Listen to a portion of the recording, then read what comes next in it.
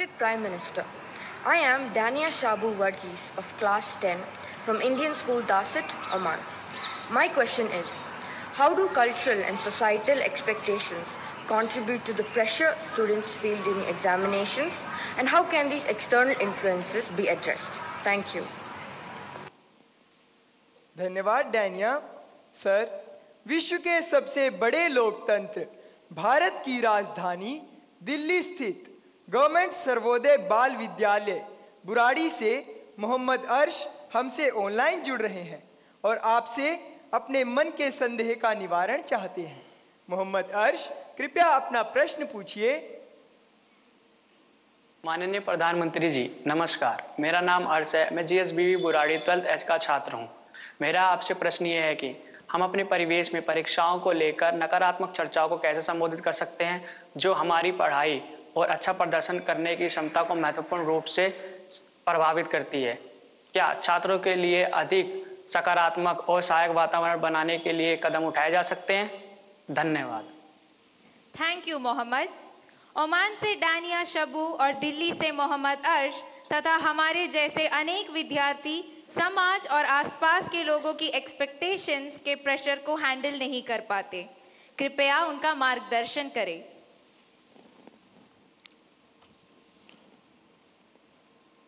शायद मुझे बताया गया कि ये परीक्षा पे चर्चा का 7वां एपिसोड है और जितना मुझे याद है मैंने देखा है कि ये प्रश्न हर बार आया है और अलग अलग तरीके से आया है। इसका मतलब ये है कि 7 साल में 7 अलग अलग बैचेज इस परिस्थितियों से गुजरी है और हर नई बैच को भी इन्हीं समस्याओं का सामना करना पड़ रहा है। अब विद्यार्थियों की बैच तो बदलती है, लेकिन टीचर की बैच इतनी जल्दी बदलती नहीं है। अगर टीचर्स ने इन अब तक जितने मेरे एपिसोड हुए हैं उसमें मैंने इन बातों का जो वर्णन किया है, अगर उसका कुछ न कुछ उन्होंने अपने स्कूल में एड्रेस किया हो तो शायद हम इस समस्या को धीरे धीरे कम कर सकते हैं। उसी प्रकार से हर परिवार में ज्यादातर हो सकता है बड़े बेटे ने या बेटी ने पहले एक आध बार ये ट्रायल हुआ हो, लेकिन उनके लिए ज्यादा एक्सपीरियंस नहीं है। लेकिन हर माँ बाप ने किसी न किसी रूप में इस समस्या को जरूर अनुभव किया है। अब सवाल यह है कि इसका समाधान क्या हो। हम ये तो नहीं कह सकते भाई स्विच ऑफ, प्रेशर बंद, ऐसा तो नहीं कर सकते। तो हमने अपने आप को एक तो किसी भी प्रकार के प्रेशर को झेलने के लिए सामर्थ्यवान बनाना चाहिए। रोते बैठना नहीं चाहिए, मान के चलना चाहिए कि जीवन में आता रहता है, दबाव बनता रहता है, तो खुद को तैयार करना पड़ता है। अब जैसे कभी आप उस स्थान पे जाते हैं जहां ठंड ज्यादा है और आप किसी गर्म इलाके में रहते हैं, तो आप मन को तैयार करते हैं कि आज अब मुझे 3-4 दिन के बाद ऐसे इलाके में जाना है जहां ठंड ज्यादा है। तो मन से आप तैयार करते हैं तो धीरे धीरे वह लगता है, पहुंचने के बाद कभी लगता है यार मैंने तो सोचा था उससे तो ठंड कम है, क्योंकि आपने मन से तय कर लिया है। और इसलिए आप टेम्परेचर कितना है कितना नहीं वो देखने की जरूरत नहीं पड़ती, आपका मन तैयार हो जाता है। वैसे ही दबाव को हमने अपने तरीके से मन से एक बार इस स्थिति से जीतना है, ये तो संकल्प करना होता है। दूसरा,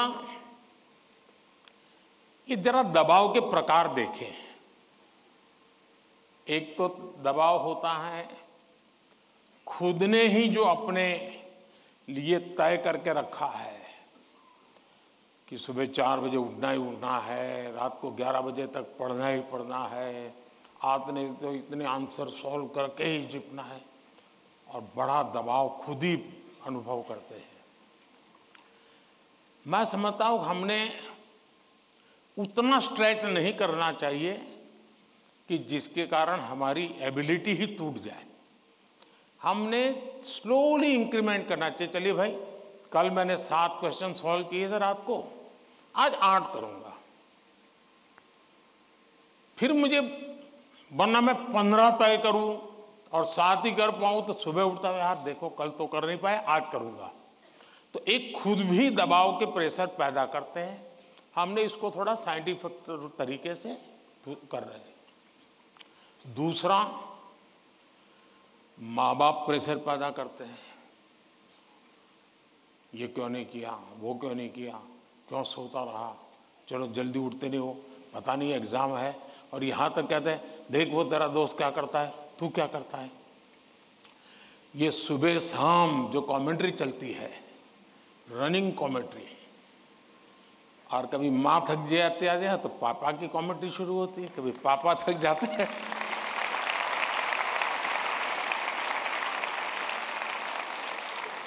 तो बड़े भाई की कमेंट्री शुरू हो जाती है, और वो अगर कम पढ़ता है तो स्कूल में टीचर की। फिर या तो कुछ लोग ऐसे हैं, जा तुमको जो करना है कर लो, मैं अपना ऐसे ही रहूंगा। कुछ लोग इसे सिंसियर लेते हैं, लेकिन ये दबाव का दूसरा प्रकार है। तीसरा ऐसा भी होता है कि जिसमें कारण कुछ नहीं, समझ का अभाव है, और बिना कारण उसको हम संकट मान लेते हैं। जब एक्चुअली करते हैं तो लगता है नहीं यार इतना मुश्किल नहीं था, मैंने बेकार में दबाव झेलता रहा। तो मुझे लगता है कि एक तो इनको पूरे परिवार ने, टीचर ने, सबने मिलकर के एड्रेस करना होगा।